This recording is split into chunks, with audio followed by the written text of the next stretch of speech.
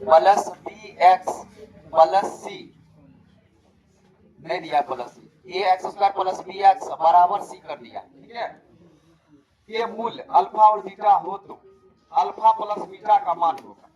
देखिए द्विघात समीकरण का मतलब वह सब एक बार हो एक बार जीरो होना चाहिए, इसको सबसे पहले सही कर लीजिए।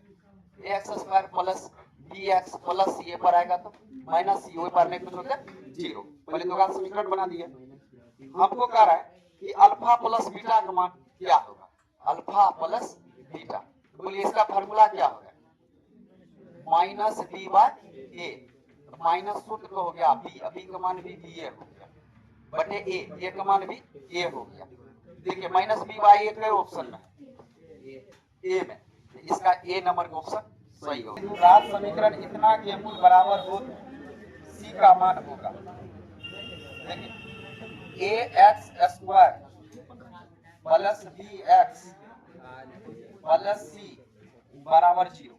इस तरह से हमको द्विघात समीकरण जो है इसमें दिया हुआ है। इसमें हमको कह रहा है सी का मान, और सी का मान कब निकलना है, जब मूल बराबर। यहाँ पर हम लिख देते हैं मूल बराबर। बताओ तुम लोग, मूल बराबर कब होता है, जब b बराबर जीरो होता है, जब b का मान जीरो आता है। b का हिंदी क्या हुआ, मित्तर व्यंजक, यानी मित्तर व्यंजक का मान जब शून्य आ गया तो मूल क्या हो जाएगा, बराबर हो जाएगा। अब क्या करना है, d की जगह पर d का फार्मूला देना है, b स्क्वायर माइनस 4ac बराबर जीरो। बताइए b का मान कितना हो गया, b का मान b हो गया, तो मान लीजिए b स्क्वायर रख दिया माइनस ये 4 को मान लीजिए सवाल हो गया, बीच में गुना a का मान भी a हो गया, c का मान भी c हो गया बराबर जीरो। अब देखिए b square minus 4ac same हो गया बराबर जीरो। हमको इसमें कह रहा है c का मान निकालने के लिए, लेकिन माइनस 4ac को रख लिए, प्लस में b स्क्वायर ऊपर जाएगा, माइनस में b स्क्वायर, अब माइनस से माइनस काट दीजिए तो हमको c करना है, c रख लेते हैं, बी स्क्वायर बी स्क्वायर सट अलग बटे 4a नीचे आ जाएगा। c का मान हो गया बी स्क्वायर बटे 4a।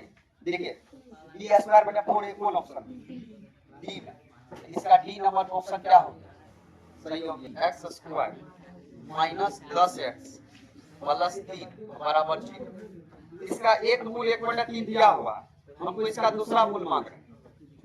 अधिकतम पावर 2 है तो 2 को मूल निकलेगा, 2 को मूल निकाल लीजिए, 2 मूल में से 1/3 वाला मूल मिलेगा, वो छोड़ दीजिए, दूसरा जो आएगा तो उसको चुनना है कौन ऑप्शन। तो चलिए मूल निकालने का क्या विधि बताइए, 3 विधि, गुणनखंड द्विघात पूर्णवर्ग। तो चलिए यहाँ पर गुणनखंड से करते हैं, 3 तिया 9, यानी कि गुणा करने पर 9x स्क्वायर है, जोड़ घटा करने पर माइनस में 10x स्क्वायर, जैसे 3x स्क्वायर, माइनस में हम ले लेते हैं x और माइनस में ले लेते हैं 9x, 9 को ये को 10 को माइनस माइनस प्लस 9 का 9, क्योंकि 3 तिया 9 पुराना था, x स्क्वायर प्लस 3 है 3 बराबर 0। अब बताइए दोनों में कॉमन क्या पूछा है, x ले लिए कॉमन, m से x निकल गया, क्या बचा 3x, m से x निकल गया तो क्या बचा माइनस 1। जैसे x को 3x से गुणा, 3x स्क्वायर, x को माइनस 1 से माइनस x, यही मान इधर दे दीजिए, 3x माइनस 1 बराबर 0। अब यहाँ पर कौन अंक लेंगे, दोनों को गुणा करने पे आ जाएगा, माइनस 3 ले लीजिए, माइनस का माइनस 3 दिया 9, x है x और माइनस 3 को माइनस 1 से करिए, माइनस माइनस प्लस 3 का 3।